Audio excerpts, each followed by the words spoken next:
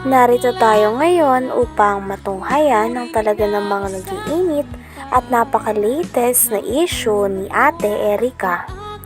Sa pagpapatuloy nga ng issue na hidwaan sa pagitan ni Ate Erica at ng kanyang pamilya ay pumunta nga muli si Kalingap Val Santos Matubang sa bahay ng pamilya ni Ate Erica upang makibalita kung ano na nga ba ang sitwasyon ni Ate Erica at ng kanyang pamilya. At sa kanyang pagdating nga doon ay pinag-usapan pa nga nila muli ang mga nangyayari tungkol kay Ate Erica at kung paano nga ba nagkagalit ang pamilya ni Ate Erica. Kung kintahin lahat, ba't yung mga 2 million ang tirang bitiwan ni Sila na Jun eh? nagpaganda. Baka higit hanggang loob ng bahay. Hindi, kasi may Inmax pa. May motor, sidecar, may lupa pa sa dait. Grabe, mayaman si Jun A pala, no? Kaya nga po sabi ko po, tumigil kayo kung ayaw ninyong malaman ang katotohanan ng mga tao na binabaliktad ninyo sa amin na wala naman kaming alam. Wala naman sa akin. Ayun, kasi andito lang po ako mga kalinga para i-clarify ito. Ayoko naman po na parang daldal ko tapos yung pala tama si N. Tunyakay Torres, you know? Hindi namin yung kilala. Eh, Lolo Migs, ano kaya yung topic natin dito? Diba, pera at ikaw ang may hawak yung pera, hindi si May. Dahil kayo ang bumili ng gamit. I have some evidence of what happened from the start. Yung pirang yun, ibinibigay lang sa akin para bumili ako ng mga agribil, mga gagamitan sa bahay. Grabe at talagang nasabi nga ni Kalingap Val Santos Matubang na napakayaman na sponsor ni Sir Jun A sapagkat siya ang nagpabahay kay Ate Erica pati na rin sa kanyang kapatid na si Sheila May na ngayon ay tinitiran na nga nilang dalawa. Bukod doon ay binigyan din ni Sir Jun A ng Nmax na motor si Ate Erica at ang kanyang ate. At susunod naman nun ay sinusustentahan doon sila at binigyan pa ng pangkabuhayan na tricycle.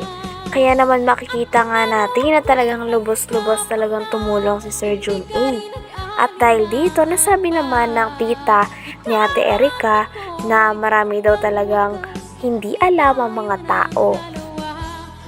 Mag-asawa sa dait. Doon na sila natutulog. Doon sila natulog. Pag makain sila at hindi gusto ulam dito, doon sila nakain sa dait. Sino? Yung sila? Asawa. Sila May? Sila yung tatlo. Buhay rin na. Uy, rin naman. Nangyayari. Ano? Talaga.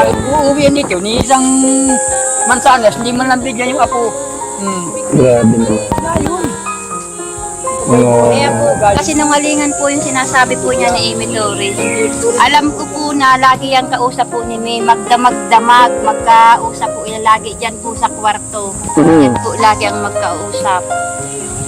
Saka si Sheila May. Umpisa pa po nung hindi pa po luminitaw si Sir John A, magkausap na po yan. Hanggang dumating si Sir John A, sila na po lagi ang mag-uusap hanggang ngayon. Sila po ang laging magkausap. Nasa likod po si Sheila May kay Amy Torres, siya po yung nagbibigay yata po ng update. Okay. Kaya kumakalat po. Bibigyan ng mga salita para kumalat sa kanila. Parang tinatakot pa kayo, ah. Ayon nga sa mga nangyayari, ay nasabi nga ni Kalingap Val Santos Matubang na aalihin daw natin ng pera kung hindi naman tayo magkaayos kasama ang ating pamilya. Lalo na ang mga tao na talaga namang nagmalasakit sa atin sa mga panahon na walang-wala tayo at nagpalaki at nag-aruga din sa atin simula bata tayo. Lalong-lalo na din ang mga tao na nagpaaral sa atin at hatid sundo tayo sa eskwelahan nung bata pa tayo.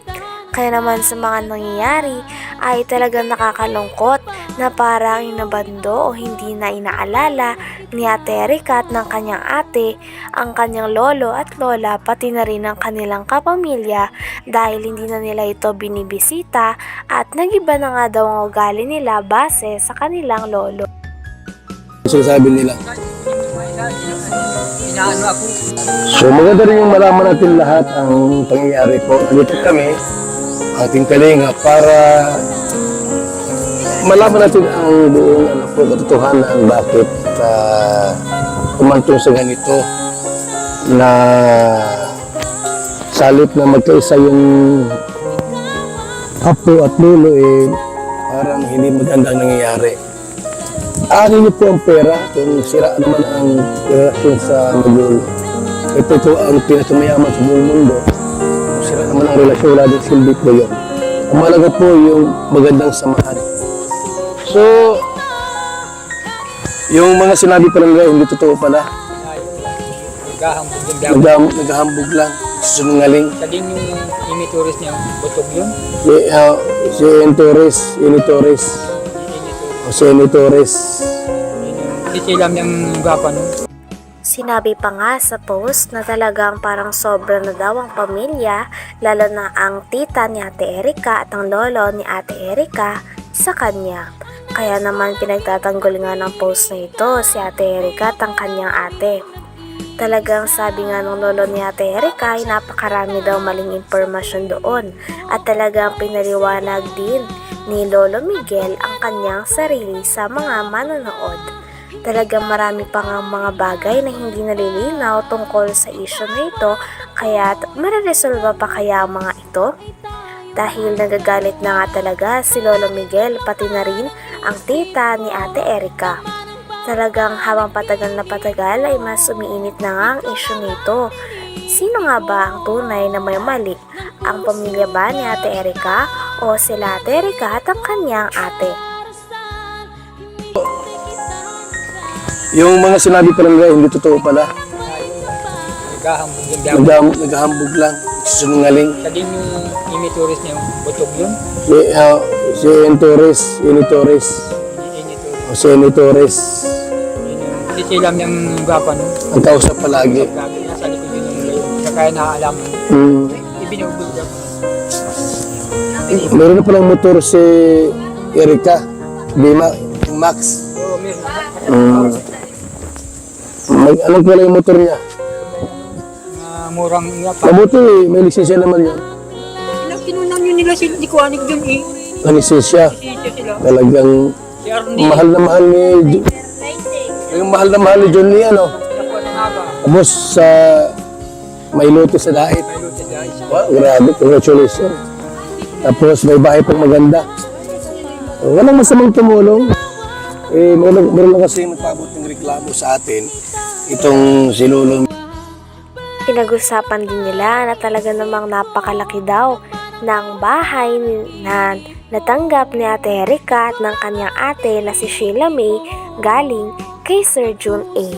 Kaya naman nagtaka naman si Kalingap Val Santos Matubang na napakalaki naman daw ng bahay na ito, ngunit bakit hindi nagawang tulungan o isama ni Ate Erika ang mga tao na nag-aruga at talaga namang nagpaaral sa kanilang dalawa ng kanyang ate simula noong bata pa silang dalawa. Dait. May lutis guys. Wow, grabe, congratulations. Tapos may bahay pang maganda. Walang masamang tumulong. Meron lang kasi magpabot ng reklamo sa atin. Itong si Lolo Mig saka Dini. Kita po niya yan. Bakit yung gano'n nangyari? May ilang square meter yun. Awan ko po, hindi man po nagkamalit. Basta alaman ko lang na talagang So yung bahay dito, malaki din. Malaki din. yung ang buka nun ay 22 yata. Ang haba, 20 por 22. Ano yun? Second floor? Yung kalahati, ako ang nagpanon dahil bakilid yung lukuan. Kalahati ang second floor. Dahil po itong kalahati, Ayan po. nabuhusan ko. Yan na. So, Empress, let the dogs bark. The lion is still king. Is still the king. Gutom na ang mga asong ligaw at batuga. Hanggang dito na lamang muna ang ating napakainit, nagtitrending at talaga namang mas nakakaintriga na issue ni Ate Erika. Maraming salamat sa inyong panonood. Hanggang sa muli. Bye!